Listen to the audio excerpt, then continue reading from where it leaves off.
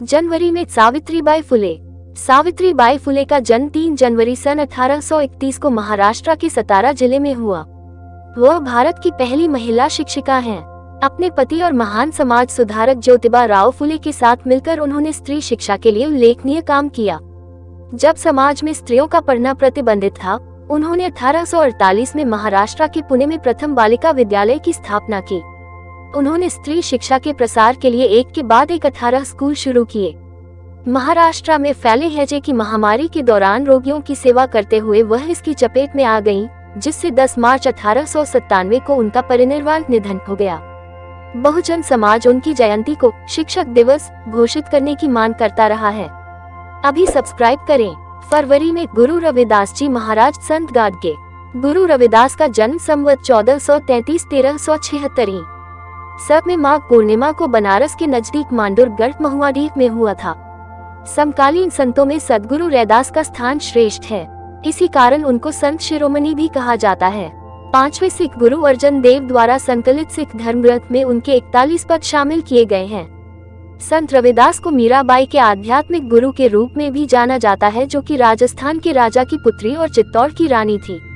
अपनी कविताओं में रविदास जी द्वारा बेगमपुरा शहर को एक आदर्श के रूप में प्रस्तुत किया गया है, जहां सभी लोग बिना किसी भेदभाव, गरीबी और जाति अपमान के एक साथ रहते हैं। संत गाडगे का जन्म महाराष्ट्र के अकोला जिले के शेनपुर जिले में 23 फरवरी 1876 को धोबी परिवार में हुआ था।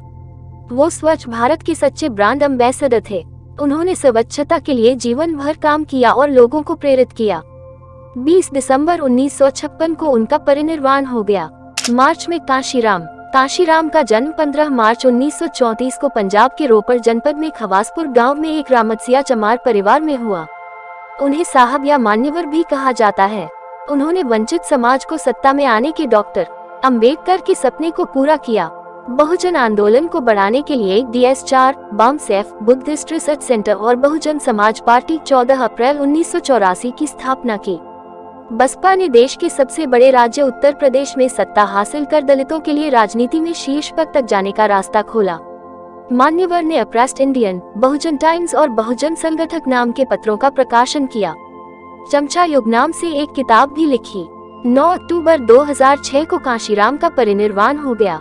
अभी सब्सक्राइब करें। अप्रैल में बाबा साहब डॉक्टर भीमराव अंबेडकर ही वह व्यक्ति हैं जिनकी वजह से दलित, पिछड़ा एवं आदिवासी समाज सम्मान से 2 जून की रोटी खा पा रहा है। उनके पास सुंदर कपड़ा, शानदार घर, गाड़ियाँ, नौकरी, शिक्षा आदि इसलिए है क्योंकि इसके लिए डॉक्टर अंबेडकर ने जीवन भर संघर्ष किया और संविधान में वंचित वर्ग को तमाम हक दिलवाए। उनका जन्म 14 अप्रैल 1891 में इंदौर के महू छावनी में हुआ था। वो स्वतंत्र भारत के पहले कानून मंत्री और संविधान के निर्माता थे। उनके पास 32 डिग्रियां थी और वे 9 भाषाओं के जानकार थे। उन्होंने अक्टूबर 1956 में करीब 5 लाख अनुयायियों के साथ नागपुर में बौद्ध दीक्षा ली। 6 दिसंबर 1956 को उनका परिनिर्वाण हुआ। 1990 में VP सिंह सरकार ने उन्हें भारत रत्न दिया। मई में स्वामी अछूतानंद हरिहर का जन्म 6 मई 1879 को मैनपुरी के सिरसागंज स्थित उमरी गांव में हुआ था। उनका मूल नाम हीरालाल था। वह 1912 से लेकर 1922 तक जाति सुधार, सामाजिक सुधार के साथ साथ धर्म की खोज में लगे रहे। उन्होंने आदि हिंदू आंदोलन चलाया। वह काबिल पत्रकार थे। उन्होंने अछूत और आदि हिंदू नामक पत्र का संपादन किया। सन 1914 से 1917 के दौरान अपनी रचनाओं के जरिए समाज को उद्वेलित किया। 1917 में उन्होंने दिल्ली में अखिल भारतीय अछूत महासभा की स्थापना की। 1922 में प्रिंस वेल्स के भारत आगमन के दौरान स्वामी अछूतानंद ने उनके समक्ष 17 मांगे रखी, जो सामाजिक आजादी का आधार हैं। 20 जुलाई 1933 को मात्र 54 वर्ष की उम्र में ही उनका परिनिर्वाण हो गया। जून में संत कबीर 15वीं शताब्दी के विद्रोही कवि, संत और समाज सुधारक थे। उनका जन्म 1440 में जेठ महीने में पूर्णमासी को काशी में माना जाता है। आडंबर और अंधविश्वास से उनको सख्त नफरत थी। कबीर हिंदी साहित्य के भक्ति काल के इकलौते ऐसे कवि हैं जो आजीवन आडंबरों और ढोंग पर कुठाराघात करते रहे। वह कर्म प्रधान समाज के पैरोकार थे। यही वजह रही कि मोक्ष भूमि माने जाने वाले वाराणसी में जीवन भर रहने के बाद मोक्ष वाले आडंबर को तोड़ने के लिए आखिरी वक्त में वह मगहर चले गए, जहां सन 1518 में उनका निर्वाण हो गया। गुरु ग्रंथ साहिब में भी कबीर की वाणी को शामिल किया गया है। कबीर की वाणी का संग्रह बीजक बिजक नाम से है। वो हिंदू मुस्लिम एकता के भी प्रतीक रहे। जुलाई में छत्रपति शाहूजी महाराज का जन्म 26 जून 1874 को कोल्हापुर में हुआ था। वो कोल्हापुर रियासत के राजा थे। उन्हें आरक्षण का जनक भी कहा जाता है। उनके प्रशासन में ज्यादातर ब्राह्मण जाति के लोग ही थे। इस एकाधिकार को समाप्त करने के लिए उन्होंने आरक्षण का कानून बनाया और बहुजन समाज के लिए 50% आरक्षण की व्यवस्था थी। देश में आरक्षण की यह पहली व्यवस्था थी। वो महात्मा फुले से प्रभावित और डॉक्टर अंबेडकर के मददगार थे। उन्होंने 1912 में प्राथमिक शिक्षा को अनिवार्य और मुफ्त करने का कानून बनाकर शूद्रों एवं दलितों के लिए शिक्षा का दरवाजा खोला। 1917 में पुनर्विवाह का कानून भी पास किया। 6 मई 1922 को राजा छत्रपति शाहू महाराज का परिनिर्वाण हुआ। अगस्त में नारायण गुरु का जन्म दक्षिण केरल में 26 अगस्त 1854 को हुआ था। जिस दौर में उनका जन्म हुआ, केरल जातिवाद और रूढ़िवाद में बुरी तरह जकड़ा हुआ था। दलित औरतों को स्तन ढकने का अधिकार नहीं था। तब उन्होंने एक अलग तरह का आंदोलन चलाया। अरुविपुरम में उन्होंने एक मंदिर बनाकर एक इतिहास रचा। यह मंदिर भारत का पहला मंदिर है जहां बिना किसी जातिभेद के कोई भी पूजा कर सकता था। नारायण गुरु के इस क्रांतिकारी कदम से उस समय जाति के बंधनों में जकड़े समाज में हंगामा खड़ा हो गया था। ब्राह्मणों ने इसे महापाप करार दिया, जबकि नारायण गुरु का कहना था कि सभी के लिए एक ही जाति, एक ही धर्म और एक ही ईश्वर होना चाहिए। सितंबर में पेरियार 17 सितंबर 1879 को जन्मे ईवी रामासामी पेरियार इस देश के इतिहास में एक ऐसे क्रांतिकारी विचारक थे जिन्होंने समाज के दलित पिछड़े समुदाय को सम्मान से जीने और समाज में बराबर के अधिकार पाने का रास्ता सफलतापूर्वक दिखाया। पेरियार दक्षिण भारत के प्रमुख राजनेता थे। उन्होंने तमिलनाडु में ब्राह्मणवाद के पैर उखाड़ दिए और समाज व्यवस्था तथा राजनीति में दलित पिछड़े समाज को शिखर पर बैठा दिया। वे हिंदू महाकाव्यों तथा पुराणों में कही गई बातों का परस्पर विरोध तथा बेतुकी बातों का माखौल भी उड़ाते रहते थे। उन्होंने तमिल में एक पुस्तक सच्ची रामायण लिखी जिससे हिंदू समाज में बवाल मच गया। बाद में हिंदी में ललई सिंह यादव ने इस पुस्तक को प्रकाशित किया।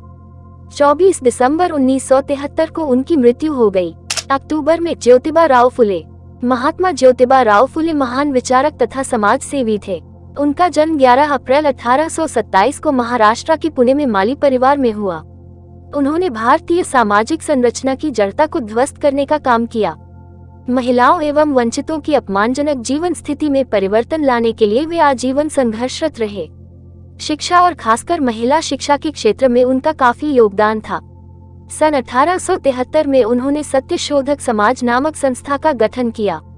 उनकी पुस्तक गुलामगिरी ने अपने वक्त में बड़ा सवाल खड़ा किया। डॉक्टर अंबेडकर ने तथागत बुद्ध तथा कबीर के बाद महात्मा फुले को अपना तीसरा गुरु माना है। 28 नवंबर 1890 को उनका परिनिर्वाण हो गया। बहुजन समाज ज्योतिबा फुले को राष्ट्रपिता का दर्जा देता है। नवंबर में बिरसा मुंडा। आदिवासी समाज के बीच बिरसा मुंडा को भगवान का दर्जा हासिल है। बिरसा मुंडा का जन्म 15 नवंबर 1875 को वर्तमान झारखंड के उलिहातू में हुआ। उन्होंने अंग्रेजों की हुकूमत के सामने कभी घुटने नहीं टेके, बल्कि जल, जंगल और जमीन के हक के लिए उलगुलन अर्थात क्रांति का आह्वान किया। वे जल, जंगल और जमीन पर आदिवासी हक की वकालत करते थे। उन्होंने अबुआ दिशोम रे अबुआ राज यानी हमारे देश में हमारा शासन नारा देकर अंग्रेजों के खिलाफ बिगुल फूंक दिया। इस विद्रोह ने अंग्रेजी हुकूमत को झकझोर दिया। इसके बाद अंग्रेजों ने उन्हें गिरफ्तार कर लिया। जेल में रहने के दौरान ही बिरसा मुंडा को हैजा हो गया। अंततः 9 जून 1900 को बिरसा मुंडा ने जेल में अंतिम सांस ली। दिसंबर में गुरु घासीदास का जन्म 18 दिसंबर 1756 में वर्तमान छत्तीसगढ़ तब मध्य प्रदेश के जिला बलौदाबाजार के ग्राम गिरौदपुरी में एक साधारण परिवार में हुआ था। छत्तीसगढ़ में उनका स्थान सबसे बड़ा और ऊंचा है।